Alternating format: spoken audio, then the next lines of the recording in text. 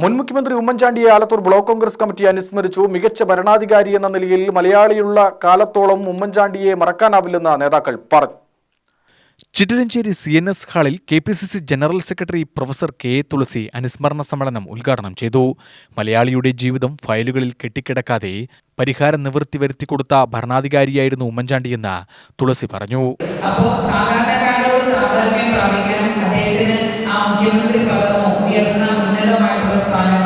ഒരിക്കലും തടസ്സമായിരുന്നില്ല എന്നുള്ളതാണ് നമുക്ക് മനസ്സിലാവുന്നത്.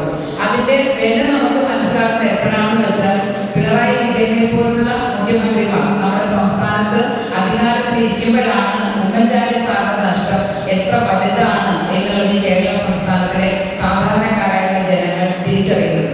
കുറച്ച് നാളുകൾക്ക് മുമ്പ് നമ്മൾ കണ്ടു, നമ്മുടെ ഈ നിയോജക മണ്ഡലത്തിൽ ഉൾപ്പെടെ എല്ലാ നിയോജക മണ്ഡലങ്ങളിലും ഒരു കോടിക്കണക്കിന് വിലയുള്ള ബസ്സിൽ മുഖ്യമന്ത്രിയും മന്ത്രിമാരും ഒക്കെ നവകേരള സദസ് എന്ന് പേരിട്ടിട്ടുള്ള ഒരു പരിപാടിയുമായിട്ട് നമ്മുടെയൊക്കെ ഈ പ്രദേശങ്ങളിലേക്കൊക്കെ കടന്നു വന്നു. അപ്പൊ അവിടേക്കൊക്കെ ഇപ്പൊ നെന്മാറയിലെ പരിപാടി നടന്ന നെന്മാറ ബോയ്സ് സ്കൂളിന്റെ ഗ്രൗണ്ടിലാണ്.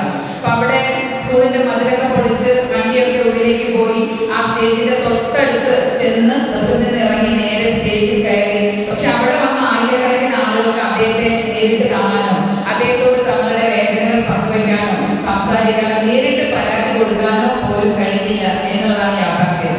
Block Congress president KV Kannan അധ്യക്ഷത വഹിച്ചു. UDF chairman P Kanakambaran, secretary V Ramakrishnan, Chellakutty, Saseendran, Haris Alathur, Vishnu എന്നിവർ പ്രസംഗിച്ചു.